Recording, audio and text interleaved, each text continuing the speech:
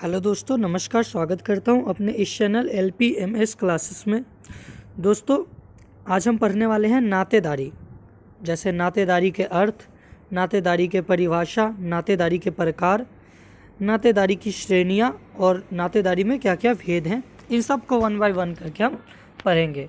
तो आइए दोस्तों शुरुआत करते हैं। दोस्तों, पहले हम देखते हैं नातेदारी का अर्थ क्या होता है। सामाजिक मानव शास्त्र के अंतर्गत नातेदारी शब्द अत्यंत ही महत्वपूर्ण है। इसी की सहायता से समाज के समस्त प्राणियों के बीच स्थापित संबंधों की विवेचना की जाती है।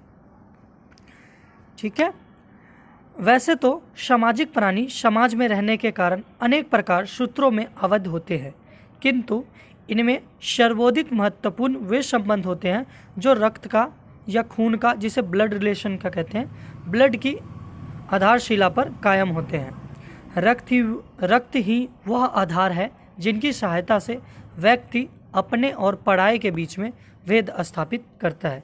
जैसे दोस्तों आपने देखा होगा कि जो आपके फैमिली मेम्बर हैं, जो आपके एक ही ब्लड रिलेशन के, उनसे अलग व्यवहार होता है, और जो अलग के लोग हैं, जो हमारे आसपास के, उनसे हम अलग तरीके से व्यवहार करते हैं।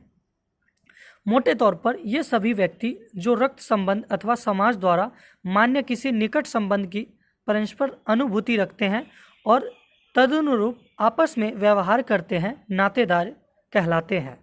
और इस प्रकार आधारित समूह के आंतरिक विभेदीकरण एवं संगठन की व्यवस्था नातेदारी व्यवस्था कहलाती है। रक्त संबंधित नातेदारी में समान रक्त वाले व्यक्ति आते हैं। यह रक्त संबंधित वास्तविक हो सकता है, जैसे माता पिता और उनके बच्चे, या समाज द्वारा मान्यता प्राप्त, जैसे माता पिता और गोद लिया हुआ बच्चा, भाई बहन, है ना दोस्तों। ये सारे कौन होते हैं? हमारे रक्त संबंधी होते हैं।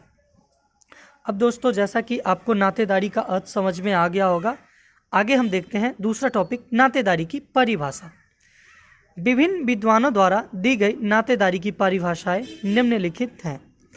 जैसे मजुमदार और मदन, ये बहुत ही फेमस हैं।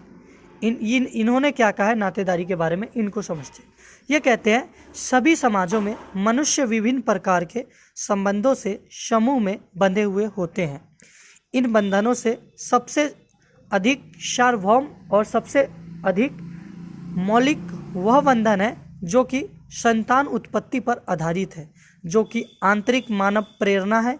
यही नातेदारी कहलाती है। मानव शब्दकोश के अनुसार, मानव शास्त्रीय शब्दकोश के अनुसार क्या कहा गया है कि नातेदारी व्यवस्था में समाज द्वारा मान्यता प्राप्त उन संबंधों को गिना जा सकता है जो अनुमानित रक्त संबंधों पर आधारित है। अगले हैं चार्ल्स विनिक। इन्होंने क्या कहा है कि नातेदारी व्यवस्था कथित तथा यथार्थ आनुवांशिक बंधनों पर आधारित समाज स्वीकृति समस्त संबंधों को सम्मिलित कर सकता है। आगे है दोस्तों लेवी स्ट्रॉस। इन्होंने क्या कहा है, नातेदारी प्रणाली वंश अथवा रक्त संबंधी। वंश कौन होता है? जो जैसे हमारे पापा हो गए, पापा के ऊपर दादा हो गए, दादा के ऊपर परदादा, ये सब वंश में गिने जाते हैं। रक्त संबंधी भाई बहन, है ना, भाई हो गए, बहन हो गए, उनके बच्चे हो गए, सब कौन है? रक्त संबंधी हमारे व्यक्ति हैं। ठीक है। तो रक्त संबंधी कर्म विषयक सूत्रों से निर्मित नहीं होती, जो कि व्यक्ति को मिलाती है। यह मानव चेतना में विद्यमान रहती है। यह विचारों की निरंकुश प्रणाली है, वास्तविक परिस्थिति का स्वतः विकास नहीं है। इन्होंने ये कहा है। अगला है रेडक्लिफ ब्राउन। इन्होंने क्या कहा है? इन्होंने कहा है कि नातेदारी प्रथा वह व्यवस्था है जो व्यक्तियों के व्यवस्थित सामाजिक जीवन में परस्पर सहयोगी की प्रेरणा देती है। अगले जो हैं वो कहते हैं रिवर्स के अनुसार नातेदारी की परिभाषा उस संबंध में से है जो वंशवादियों के माध्यम से निर्धारित एवं वर्णित की जा सकती है। ठीक है दोस्तों, दो चीज़ें क्लियर हो गई, नातेदारी का अर्थ, नातेदारी की परिभाषा है, जो अनेक विद्वानों ने अपने अपने रूप में दिया। अगला देखते हैं दोस्तों, नातेदारी के प्रकार या भेद कितने होते हैं। नातेदारी के प्रकार को 3 भागों में बांटा गया है। कितने भागों में बांटा गया दोस्तों? 3 भागों में। इन तीनों भागों को वन बाय वन करके देखते हैं। पहला है रक्त संबंधी नातेदारी। यह नातेदारी व्यवस्था का वह प्रकार है जो रक्त संबंधों पर आधारित होता है। रक्त संबंधी नातेदारी समान रक्त के आधार पर निर्मित होती है। एक परिवार में माता पिता तथा उनके पुत्र और पुत्रियों के समान रक्त प्रवाहित होता है। माता पिता का रिश्ता पति पत्नी का ही नहीं होता, वे प्राणी शास्त्रीय दृष्टि से भी संबंधित होते हैं। उनके उत्पन्न होने वाले बच्चे उनके रक्त से जुड़े होते हैं। भाई बहन, पुत्र पुत्री, पौत्री पोत्री, पौत्र पौत्री रक्त संबंधी नातेदारी माने जाते हैं। कई जनजातियों में सामाजिक व्यवधान रूढ़िगत से संबंधित नातेदारी को भी अमान्य करार देते हैं। वहाँ कुछ ऐसी सामाजिक परंपराएं एवं मान्यताएं होती हैं जिनकी संतुष्टि न मिलने पर रक्त संबंधों की नातेदारियाँ नहीं बन सकती। अफ्रीका की कुछ जनजातियाँ में अगर लड़का पिता द्वारा पैदा न हो तो भी पिता को उनका पिता मानना पड़ता है।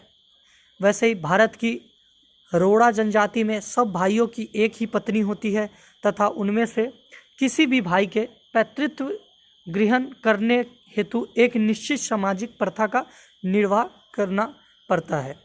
समाज में उसे विधि मान्य पिता माना जाता है। जब वह उसके द्वारा निर्मित सामाजिक कृत्य में से गुजर लेता है, इस तरह रक्त संबंधी नातेदारी हेतु कहीं कहीं सामाजिक मान्यता जरूरी होती है। अगला है दोस्तों दूसरा नंबर वैवाहिक संबंधित नातेदार। ठीक है, पहला हमने देखा रक्त संबंधित नातेदारी, दूसरा है वैवाहिक संबंधित नातेदारी। कौन सी होती है अब इसको देखते हैं। पति और पत्नी में विवाह के कारण दोनों पक्षों के अनेक व्यक्ति सामाजिक संबंधों में आबद्ध हो जाते हैं। ये सभी व्यक्ति एक स्त्री और एक पुरुष के विवाह बंधनों के कारण नातेदार बन जाते हैं। उदाहरण के तौर पर विवाह से पूर्व एक पुरुष जो किसी का पुत्र था, अब वह किसी का दामाद, किसी का बहनोई, किसी का नंदोई तथा किसी का साडू बन जाता है। इसी प्रकार से एक स्त्री जो विवाह से पहले किसी की पुत्री थी, अब वह विवाह के बाद किसी की भाभी, किसी की बहू, किसी की मामी, किसी की चाची बन जाती है। 3 में है कतिपय नातेदारी। इस व्यवस्था अनुसार यदि पुत्र न होने पर कोई व्यक्ति किसी को गोद ले लेता है तो उसको गोद लिए गए व्यक्ति के साथ होने वाला संबंध कतिपय होगा। यह संबंध रक्तीय न होकर सामाजिक श्रेणी का होता है।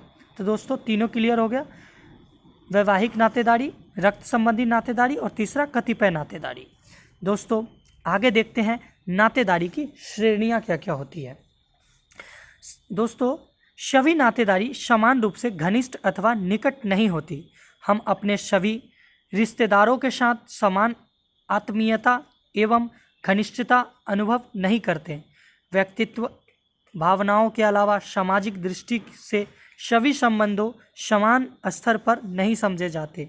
आत्मीयता, घनिष्ठता एवं निकटता के आधार पर नातेदारी को 3 श्रेणी में विभाजित किया जाता है। कितने श्रेणी में? 3 श्रेणी में। पहला श्रेणी है प्राथमिक नातेदारी, जिसे प्राइमरी कहा गया है, प्राइमरी नातेदारी। इस श्रेणी के अंतर्गत वे व्यक्ति आते हैं जो प्रत्यक्ष संबंधों के आधार पर संबंधित होते हैं।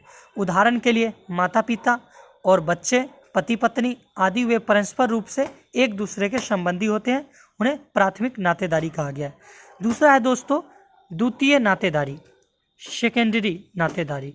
इनके अंतर्गत वे नातेदारी आते हैं जो व्यक्ति के प्राथमिक श्रेणी संबंधों द्वारा संबंधित होते हैं। इससे व्यक्ति का प्रत्यक्ष संबंध नहीं होता, किंतु वे प्रथम श्रेणी के संबंधों से संबंधित होते हैं। इनके अंतर्गत विमाता और साले सालिया से साला साली आदि आते हैं। मर्डॉक ने हर व्यक्ति के 33 द्विपक्षीय संबंध माने हैं। तीसरा है तृतीयक नातेदारी। इनके अंतर्गत द्वितीय श्रेणी के संबंधित वे प्राथमिक रिश्तेदार आते हैं। इस व्यवस्था के कारण विशिष्ट प्रकार के व्यवहार प्रतिमानों का निर्धारण होता है।